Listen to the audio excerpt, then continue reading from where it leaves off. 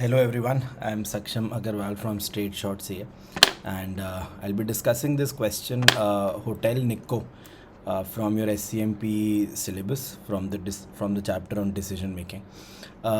It is a very common doubt amongst the students, and in SCMP, especially in this chapter, this is one of the most common doubt. So let us try to understand this question step by step. कुछ फॉर्मूले नहीं, कुछ नहीं, बिल्कुल एकदम simple logic के through, एकदम raw logic के through will try to understand this question. And in any question we should really read the question properly. तो आइए एक बार ज़रा स्टेप बाय स्टेप साथ में क्वेश्चन पढ़ते हैं. Hotel Nikko Zealand, an affordable leisure hotel resort is an ideal retreat to escape, unwind and enjoy peace of mind. Set amid expansive tropical greenery in the enclave of Zealand, Hotel Nikko is designed for pleasure, where services reign supreme and Italian-style architecture of its 25 classical rooms harmonize with nature. Hotel Nikko is a beachfront resort that features a good choice of swimmer, pool, etc. etc. कोई इनका काम है नहीं. आगे, Nikko charges guests ZD 2700 per room. For ease I am just calling it rupees. तो ये लोग rupees 2700 per room per night charge करते हैं, irrespective of single or double occupancy. The variable cost is rupees 900 per occupied room per night. Alright. The Nikko is available 365 days a year and has a 75% budgeted occupancy. Fixed costs are budgeted at 9 million and are incurred evenly during the year. During the second quarter of the year, usually the room occupancy rates remain substantially below the levels expected at other quarters of the year. Nikko is expecting to sell 900 occupied rooms during quarter 2. Management is considering strategy to improve profitability, including closing the Nikko for the duration of quarter 2 or adopting one possible solution as follows. So ये है interesting, the other option that they have come up with. There is scope to extend Nikko by creating enough space to run a rustic chic Italian-style restaurant to serve its guests. The annual revenues, cost and sales volume for the combined operations are given in the following paragraph. ये graph के अंदर सब कुछ है, ठीक है. If you understand this graph, you will understand the whole question. If you don't understand this graph, तो I'm sorry, आप मतलब will not be able to understand anything. तो इस ग्राफ के अंदर सब कुछ है. आइए ज़रा स्टेप बाय स्टेप ये ग्राफ देखें. So there are multiple things you have to notice here. एक तो इस तरफ बॉटम राइट की तरफ अगर हम फोकस करें, हमें एक चीज़ लिखी हुई नज़र आएगी, मार्जिन ऑफ सेफ्टी.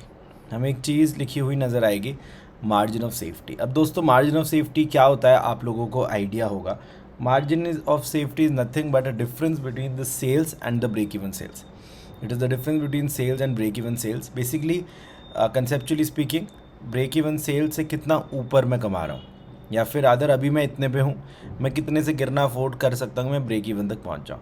तो margin of safety, I am so sorry, okay, तो margin of safety is the difference between the sales and the break even sales. अब दोस्तों यहाँ पर दो चीज़ें लिखी हैं, एक ये लिखा है 5425 और एक ये लिखा है 7310. 5425 के ऊपर ना दोस्तों ये एक लाइन है, 5425 के ऊपर ये एक लाइन है. ये लाइन दो चीज़ों का इंटरसेक्शन है.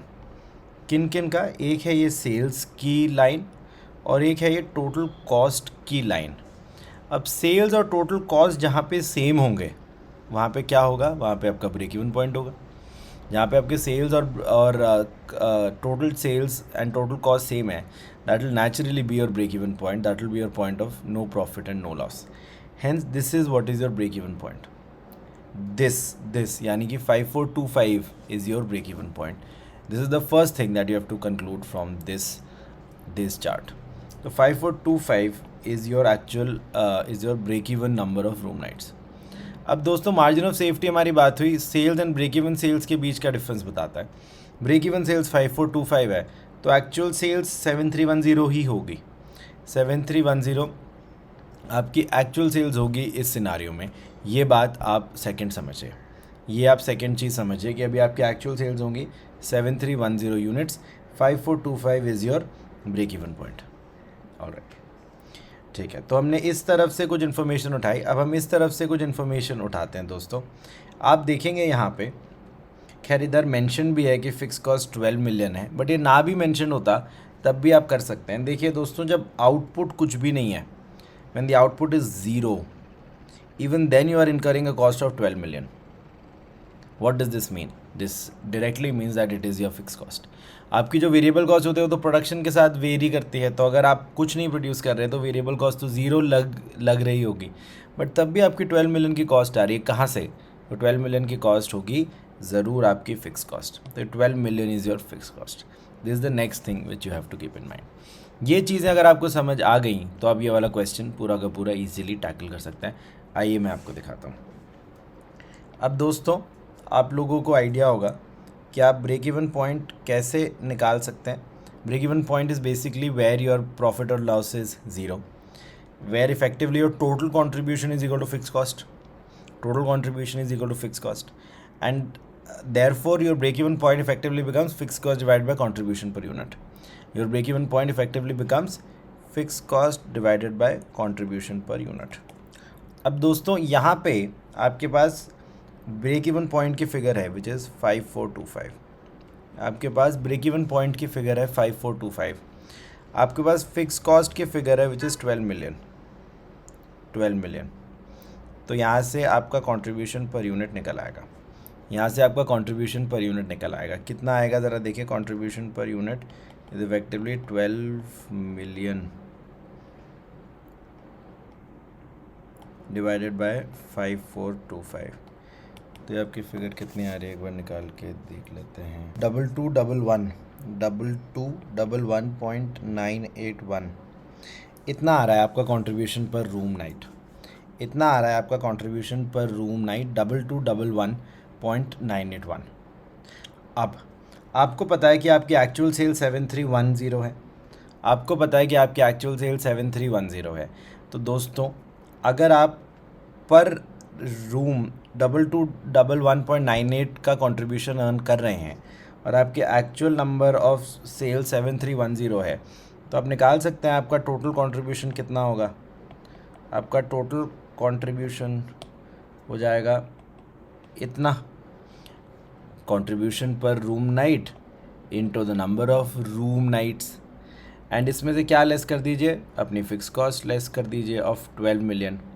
तो यहाँ से आपका प्रॉफिट और लॉस निकल आएगा इन दी अपडेटेड सिनेरियो.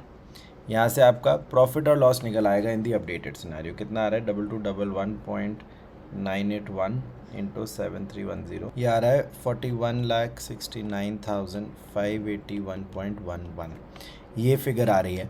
पीछे से आप देखेंगे आप उसमें कुछ 41,70,000 समथिंग है. That is this figure only. उन्होंने उल्टा अप्रॉक्सीमेशन एरर करी है, उस चक्कर में उनका आंसर थोड़ा गलत है. हमारा आंसर उनसे ज़्यादा एक्यूरेट है. So this is the actual answer. This is the logical way of solving this. आप इसको लॉजिक लगा कर करिए. It is a very straight forward question. I hope आप लोगों को यहाँ तक समझ आया. इसके बाद लिटरली क्वेश्चन में कुछ है नहीं. We will tackle it very swiftly, but यहाँ तक आपको समझना था. मैं जल्दी से रिवाइज करवा दूँ आपको.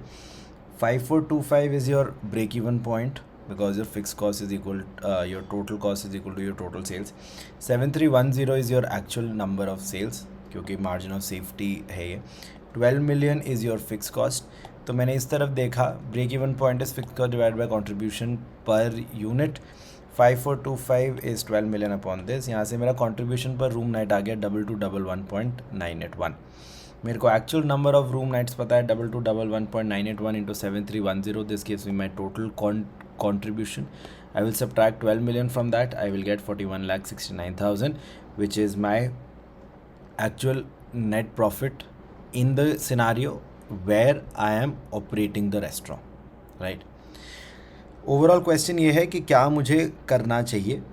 तो इसको मैं कैसे असेस कर सकता हूँ, इसको मैं कंपेयर कर सकता हूँ with the scenario when I am not opening the restaurant.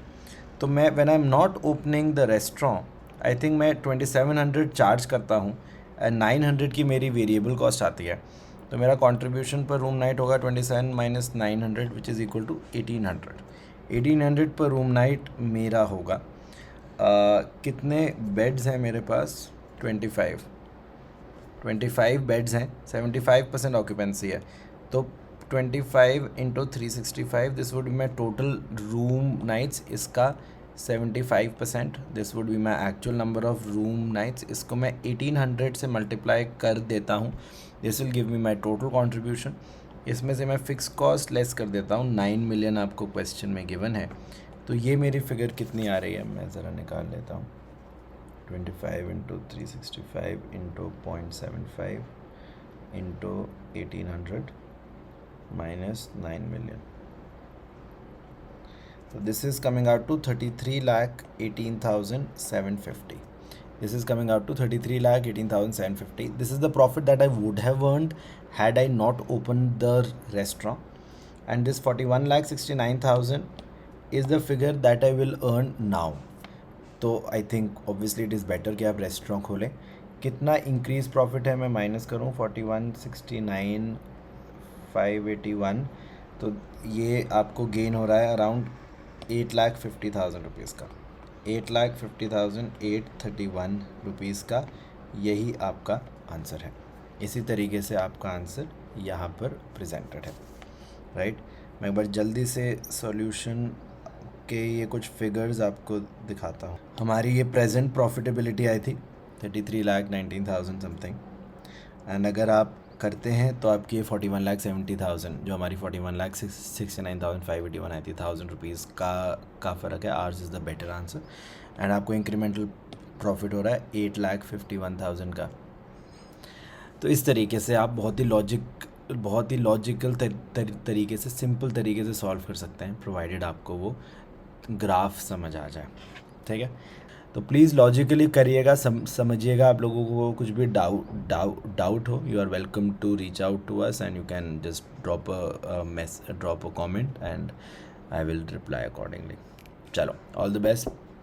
पढ़ना प्लीज़ अच्छे से. Thank you so much. Bye bye.